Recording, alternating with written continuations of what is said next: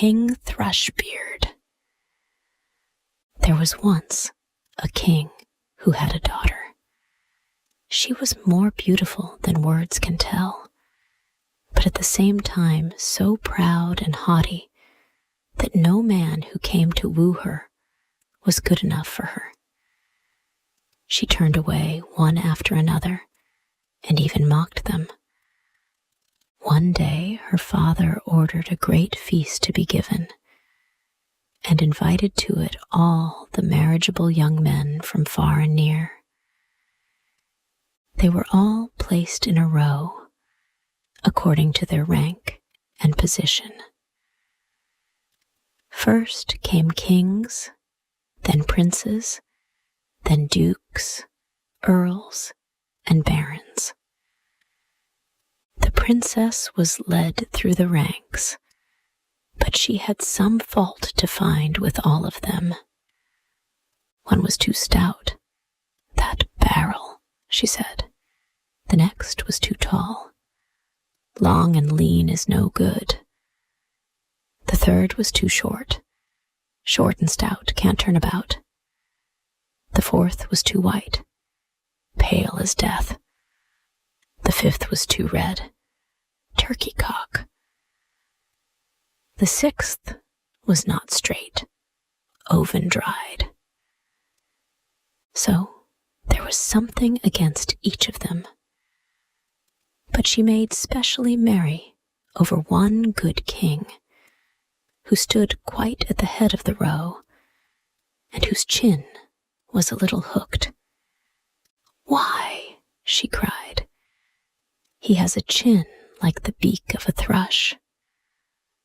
After that, he was always called King Thrushbeard.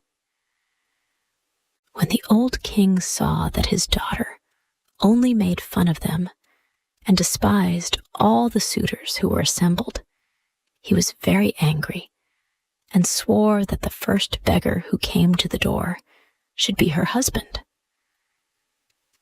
A few days after, a wandering musician began to sing at the window, hoping to receive charity.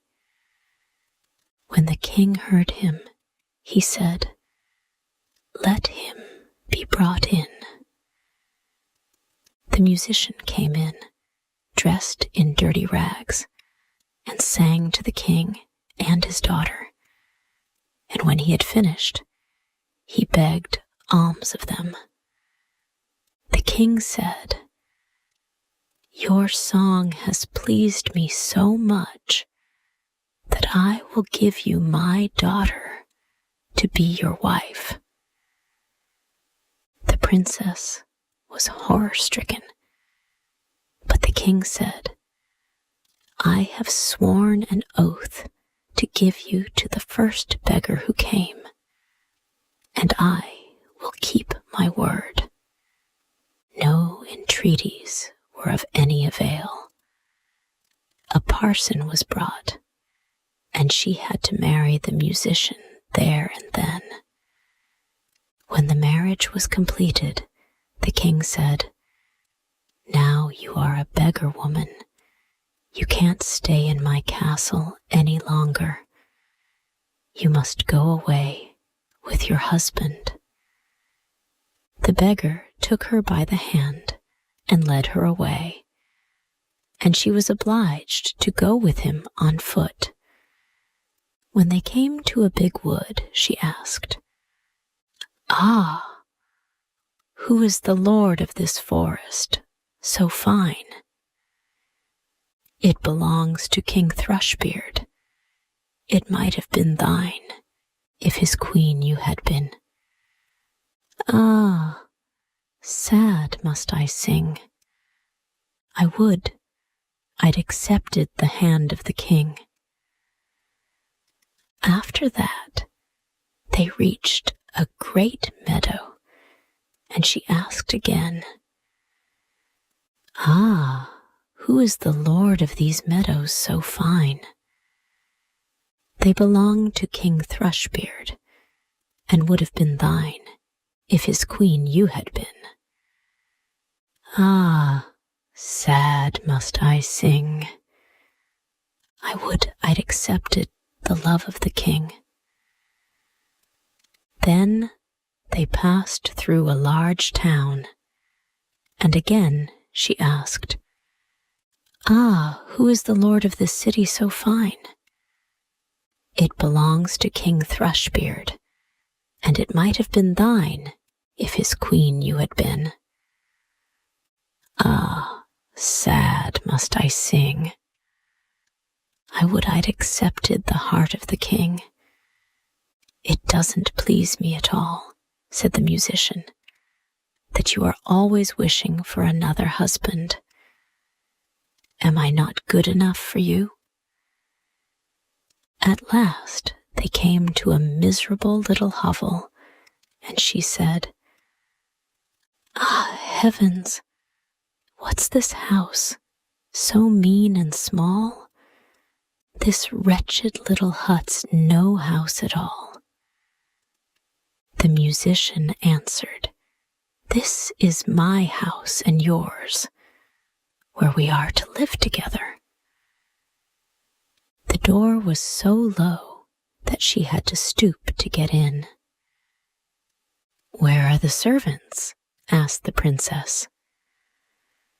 "Servants indeed," answered the beggar. "Whatever you want done, you must do for yourself. Light the fire and put the kettle on to make my supper. I am very tired." But the princess knew nothing about lighting fires or cooking, and to get it done at all, the beggar had to do it himself. When they had finished their humble fare, they went to bed. But in the morning, the man made her get up very early to do the housework. They lived like this for a few days, till they had eaten up all their store of food. Then the man said, "Wife, this won't do any longer. We can't live here without working. You shall make baskets." So he went out and cut some osiers and brought them home. She began to weave them, but the hard osiers bruised her tender hands. "I see that won't do," said the beggar. "You had better spin. Perhaps you can manage that." So she sat down and tried to spin, but the harsh yarn soon cut her delicate fingers and made them bleed. "Now you see," said the man, "what a good-for-nothing you are. I have made a bad bargain in you, but I will try to start a trade in earthenware. You must sit in the market and offer your goods for sale." The beggar took her by the hand and led her away. "Alas," she thought, "if any of the people from my father's kingdom come and see me sitting in the marketplace, offering goods for sale, they will scoff at me." But it was no good. She had to obey, unless she meant to die of hunger. All went well the first time. The people willingly bought her wares because she was so handsome, and they paid what she asked them. Nay, some even gave her the money and left her the pots as well. They lived on the gains as long as they lasted, and then the man laid in a new stock of wares. She took her seat in a corner of the market, set out her crockery about her, and began to cry her wares. Suddenly, a drunken hussar came galloping up and rode right in among the pots, breaking them into thousands of bits. She began to cry and was so frightened that she did not know what to do. "Oh, what will become of me?" she cried. "What will my husband say to me?" She ran home and told him her misfortune. "Who would ever think of sitting at the corner of the market with crockery?" he said. "Stop that crying. I see you are no manner of use for any decent kind of work. I have been to our king's palace and asked if they do not want a kitchen wench, and they have promised to try you. You will get your victuals free, at any rate." So the princess became a kitchen wench and had to wait upon the cook and do all the dirty work. She fixed a pot into each of her pockets, and in them took home her share of the scraps and leavings, and upon these they lived. It so happened that the marriage of the eldest princess just then took place, and the poor woman went upstairs and stood behind the door to peep at all the splendor. When the rooms were lighted up, and she saw the guests streaming in, one more beautiful than the other, and the scene grew more and more brilliant, she thought, with a heavy heart, of her sad fate. She cursed the pride and haughtiness which had been the cause of her humiliation and of her being brought to such depths. Every now and then the servants would throw her bits from the savory dishes they were carrying away from the feast, and these she put into her pots to take home with her. All at once, the king's son came in. He was dressed in silk and velvet, and he had a golden chain round his neck. When he saw the beautiful woman standing at the door, he seized her by the hand and wanted to dance with her. But she shrank and refused, because she saw that it was King Thrushbeard, who had been one of the suitors for her hand, and whom she had most scornfully driven away. Her resistance was no use, and he dragged her into the hall. The string by which her pockets were suspended broke. Down fell the pots, and the soup and savory morsels were spilt all over the floor.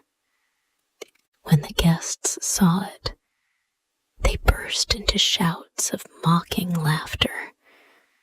She was so ashamed that she would gladly have sunk into the earth.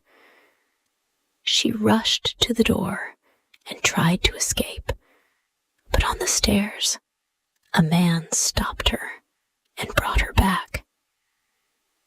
When she looked at him, it was no other than King Thrushbeard again. He spoke kindly to her and said, "Do not be afraid.